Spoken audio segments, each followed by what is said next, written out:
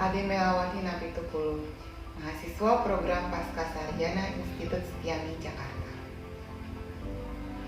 Video ini dalam rangka memenuhi tugas salah satu mata kuliah kebijakan publik di bawah asuhan Ibu Dr. Sri Sundari MSI. Sebelum melanjutkan, saya mengajak Bapak Ibu dan teman-teman semua untuk like, comment, share, dan subscribe agar konten ini menjadi bermanfaat bagi kita semua. Terima kasih. Dalam kesempatan ini saya memilih buku berjudul Kebijakan Publik Jokowi Menjawab Kebutuhan Masyarakat yang ditulis oleh Wisnu Utomo, cetakan pertama tahun 2019. Buku ini sendiri terbagi menjadi 3 bagian. Bagian 1 mengenai kepublikan, bagian kedua pelembagaan kepublikan Jokowi, dan bagian 3 pewujudan kepublikan Jokowi. Kepemimpinan Jokowi yang telah menarik perhatian banyak orang mengindikasikan bahwa beliau sebagai sosok pemimpin yang memberikan warna baru di masyarakat dengan inovasi manajemen publiknya. Hal ini terdeteksi sejak beliau menjabat sebagai wali kota Solo. Bahkan kebijakannya sampai saat ini menjabat sebagai Presiden RI dicap sebagai best practice. Buku Kebijakan Publik Jokowi melihat konsistensi kepublikan dari kebijakan publik, salah satunya kebijakan dalam program relokasi pemukiman kumuh di bantaran Sungai Bengawan Solo. Dalam hal ini, buku ini akan membahas nilai-nilai publik yang dibangun oleh Jokowi di dalam kepemimpinan.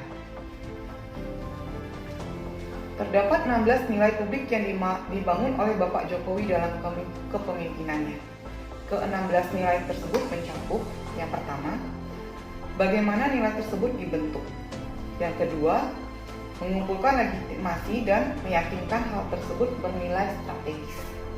Yang ketiga, menyampaikan upaya-upaya yang dilakukan dalam operasional. Nilai publik Jokowi terbagi atas 4. Yang pertama, kebijakan berdimensi nilai moral etis.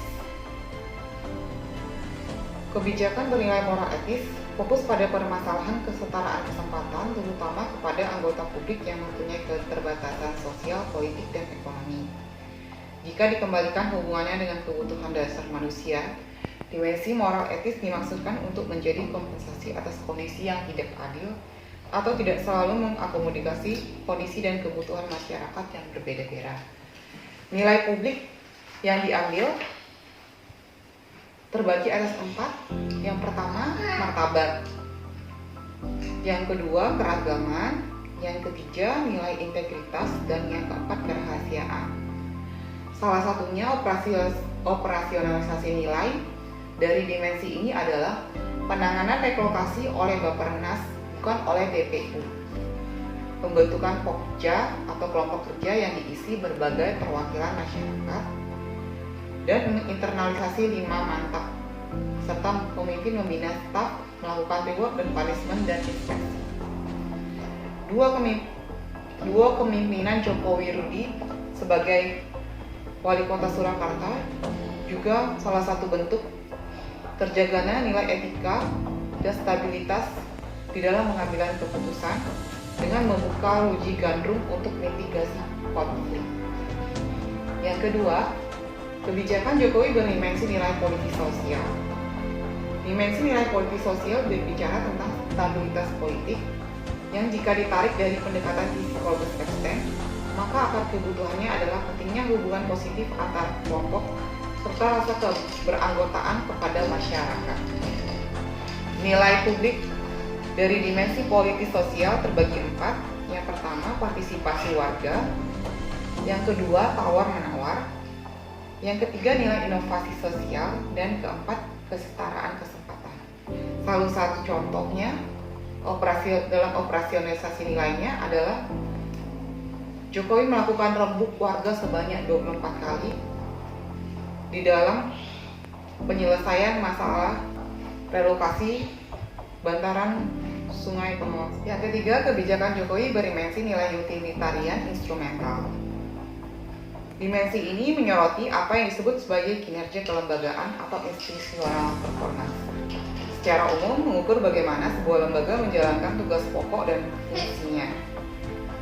Dimensi nilai utilitarian instrumental merupakan warisan dari pendekatan New Public Management atau NPM yang menekankan pada efisiensi serta karakter customer orientation atau kepuasan pengguna, kualitas layanan, kepemitraan yang efektif, dan lain-lain dari instansi publik. Nilai publik dari dimensi ini mencakup yang pertama keterbukaan, yang kedua nilai keberlanjutan, yang ketiga nilai kekuatan, dan yang keempat nilai inisiatif mandiri. Salah satunya dapat kita lihat dari operasionalisasi nilai, yaitu dengan program pendampingan pra, selama, dan pasca proses relokasi. Yang kedua, pemberian SHM atas tanah dan bangunan. Ketiga, pembagian anggaran ke beberapa SKPD. Dan yang keempat, pendampingan untuk pemberdayaan ekonomi. Bagian keempat adalah kebijakan Jokowi berdimensi nilai hedonistik estetis. Dimensi nilai hedonistik estetis bersifat unik karena tidak dapat dipisahkan dari tiga dimensi nilai lainnya. Jika dimensi nilai utilitarian instrumental adalah what we do atau kegunaan dari lembaga, maka hedonistik estetis adalah how we do, bagaimana membuat publik merasa nyaman. Ada 4 nilai publik dari dimensi ini. Yang pertama adalah nilai keandalan, kedua nilai warisan budaya, ketiga nilai mutu layanan, dan keempat keindahan ruang publik. Operasionalisasi nilainya dapat kita lihat dari pemilihan lokasi baru yang bebas dari banjir, meskipun tidak selalu tercapai karena masyarakat akhirnya memilih sendiri daerah tujuan dia setelah relokasi. Yang kedua, pemindahannya secara berkelompok. Ketiga, kelurahan sebagai garda terdepan, pembuatan KTP, akses pendidikan dan kesehatan. Yang keempat adalah pemulihan fungsi bantaran. Keterlibatan masyarakat dari awal hingga akhir dari sebuah siklus kebijakan menjadi sebuah keharusan. Partisipasi di sini tidak hanya secara prosedural dan menempatkan publik semata-mata sebagai pengguna layanan, namun harus substantif sehingga esensi perintah sebagai manajer publik betul-betul terlihat.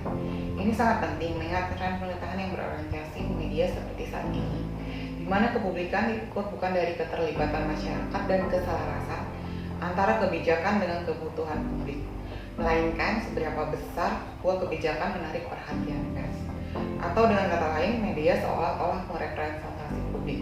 Jika sudah diterima oleh media, maka sebuah kebijakan diasumsi diterima oleh publik dan mempunyai kepublikan. Baiklah, sekian dan terima kasih.